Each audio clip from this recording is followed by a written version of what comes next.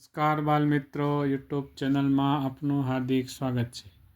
આજે આપણે ભાગ નંબર 123માં દાખલા નંબર 86 થી 95નું સોલ્યુશન મેળવશું। તો ચાલો આપણે શરૂ કરીએ। દાખલો નંબર 86, 1/4 રૂપિયા બરાબર કેટલા પૈસા થાય? તો આપણે જોઈએ તો 1 રૂપિયો એટલે 100 પૈસા। તો 100 પૈસાના ચોથો ભાગ કરીએ તો કેટલા થાય? તો અડધું, પા, અડધું, પોણ અને આખું એના વિશે આપણે સમજ્યા છીએ। તો 1/4 એટલે પા ભાગ થાય। તો 100 રૂપિયાના આપણે 4 ભાગ કરીએ અને એનો પા ભાગ કેટલો થાય? તો કે 25 પૈસા થાય। ત્યારબાદ દાખલો નંબર 87, નીચેનામાંથી કયું સાચું નથી? તો આપણે જોઈએ કે 2 મીટર અને 50 સેમી, 2 રૂપિયા 5 પૈસા, 9 સેમી અને 1 મીમી બરાબર 91 મીમી, 50 રૂપિયા બરાબર 50 રૂપિયા અને 12 પૈસા। તો હવે આમાં સાચું ન હોય તે આપણે જવાબ લખવાનું છે। તો સૌપ્રથમ જોઈએ તો 2 મીટર ને 50 સેમી, તો 250 સેમી થાય, તો એ સાચું છે। પછી 2 રૂપિયા અને 5 પૈસા એટલે 205 પૈસા થાય, તો આ બરાબર યોગ્ય નથી। 9 સેમી અને 1 મીમી, 9 સેમી એટલે 90 મીમી અને 1 મીમી એટલે 91 મીમી, તો આ બરાબર છે। 50 રૂપિયા અને 12 પૈસા, તો 50 રૂપિયા એટલે 5000 પૈસા થાય, કારણ કે 1 રૂપિયો એટલે 100 પૈસા, તો 50 રૂપિયા એટલે 50 ગુણ્યા 100 કરો એટલે 5000 પૈસા થયા અને ઉપર 12 પૈસા, આ પણ સાચું છે। તો નીચેનામાંથી કયું સાચું નથી? તો આપણું બી વિકલ્પ છે તે સાચો નથી, એટલે આપણે બી જવાબ આવશે। ત્યારબાદ દાખલો નંબર 88, 5 રૂપિયાના 1 પૈસાનું વજન 9 ગ્રામ છે। મારી પાસે 5 રૂપિયાની સિક્કાવાળી થેલીનું વજન 9 કિગ્રા છે, તો તેમાં કેટલા સિક્કા હશે? તો સૌ પ્રથમ આપણે જોઈએ તો સૂત્ર દ્વારા આપણે સમજીએ દાખલો, તો 9 ગ્રામ એટલે 1 સિક્કો થાય। અહીંયા આપણે આપેલું છે કે 5 રૂપિયાના 1 સિક્કાનું વજન 9 ગ્રામ છે, એટલે કે એ 9 ગ્રામ બરાબર 1 સિક્કો। આપણે સિક્કાની સંખ્યા અહીંયા શોધવાની છે, તો આપણે કેટલા સિક્કા થશે એ આપણે શોધવાનું છે, કારણ કે કુલ વજન 9 કિલોગ્રામ આપેલો છે। અહીંયા હવે આપણે શોધીશું કે 9 ગ્રામ બરાબર 1 સિક્કો, તો 9 કિગ્રા એટલે એના ગ્રામ કરીએ તો 1 કિલોગ્રામ એટલે 1000 ગ્રામ, તો 9 કિલો એટલે 9000 ગ્રામ થાય।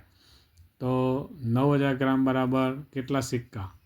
તો 9000 ગુણ્યા 1/9, તો 9000 9000, 1000 જે છે તે સિક્કા એ થેલીમાં હશે, એટલે આપણો જવાબ શું આવશે? તો કે ઓપ્શન નંબર બી, એટલે કે આમ સી છે, લખવામાં મિસ્ટેક છે, પણ જવાબ આપણો આવશે 1000 સિક્કા। ત્યારબાદ દાખલો નંબર 89, આમાં સૂચનામાં જોઈએ તો પ્રશ્ન નંબર 89 થી 93 સુધીના જે પ્રશ્નોના જવાબ છે તે આ કોષ્ટકમાં જોઈને આપણે લખવાના છે। હવે એમાં 89મો પ્રશ્ન જોઈએ કે રિદ્ધિબેન 2 કિલા બદામ કેરી ખરીદી અને 500 રૂપિયાની નોટ આપી, તો તેમને કેટલા રૂપિયા પાછા મળશે? તો હવે આપણે એની ગણતરી કરીએ કે સૌપ્રથમ એમને 2 કિગ્રા બદામ કેરી ખરીદી, તો અહીંયા બદામ કેરીનો ભાવ છે 70 રૂપિયા, તો 1 કિલો કેરી બદામ કેરીનો ભાવ 70 રૂપિયા, તો 2 કિલોના કેટલા થાય? તો 140 રૂપિયા એ કેરીનો ભાવ થાય। હવે એમને 500 રૂપિયાની નોટ આપી, તો એમને કેટલા પાછા મળે? તો 500 રૂપિયામાંથી આપણે 140 રૂપિયા બાદ કરીએ તો આપણને મળશે 360 રૂપિયા, અને બાદબાકી આપણને આવડે છે એટલે એ આપણે બાદબાકી કરીશું। તો 360નો ઓપ્શન છે સી, એટલે સી જવાબ આપણો સાચો. દાખલો નંબર 90. ધ્રુવિશાબેને કેસર કેરીનું 1 બોક્સ, 1 કિગ્રા લંગડો કેરી તેમજ 4 કિગ્રા તોતાપુરી કેરી ખરીદી. તો ધ્રુવિશાબેને 2000ની નોટ આપી તો તેમને કેટલા રૂપિયા પાછા મળશે? તો અહીંયા આપણે સૌપ્રથમ જેટલી પણ કેરી ખરીદી છે તેનું આપણે સરવાળો કરવો પડશે, અને પછી એ સરવાળા કર્યા પછી જે એમને રકમ આપી છે 2 રૂપિયાની નોટ એ બાદ કરીશું તો આપણને સાચો જવાબ મળશે. તો સૌપ્રથમ આપણે જોઈએ તો કઈ કેરી? લંગડો કેરી, 1 કિલો લંગડો કેરી લીધી, એટલે લંગડો કેરીનો અહીંયા ભાવ છે 40 રૂપિયા. તો લંગડા કેરીના થયા 40 રૂપિયા, એટલે બરાબર આપણે લખીશું 40 રૂપિયા. પછી બીજી વાત છે 4 કિગ્રા તોતાપુરી. હવે તોતાપુરીનો ભાવ છે 50 રૂપિયા. તો 1 કિલોના 50 રૂપિયા, તો 4 કિલોના થશે 200 રૂપિયા થશે, બરાબર. 5 ચોક 20 એટલે 200 રૂપિયા. હવે તો ધ્રુવિશાબેન હવે 2000 રૂપિયાની નોટ આપે છે, તો હવે કુલ પહેલાં કેટલા રૂપિયા થયા તે આપણે શોધવું પડશે ને. હજી તો આપણે એક કેરી બાકી રહી ગઈ. તો ધ્રુવિશાબેને નોટ આપી. કેસર કેરીનું બોક્સ 1 કિગ્રા, હવે કેસર કેરીનું બોક્સ જે છે એનો ભાવ હજી બાકી છે. કેટલો છે? 1450. એટલે આમાં આપણે 1450 બીજા ઉમેરીશું, એટલે આ બધાનું ટોટલ મારીશું આપણે તો થશે 1690 રૂપિયા થાય. હવે એ નોટ આપે છે 2000ની, તો 2000માંથી 1690 રૂપિયા બાદ કરીએ તો 1600માં 10 ઉમેરીએ એટલે 1700, 310 રૂપિયા એમને પાછા મળશે, એટલે ઓપ્શન નંબર બી એ સાચો જવાબ. ત્યારબાદ દાખલો નંબર 91.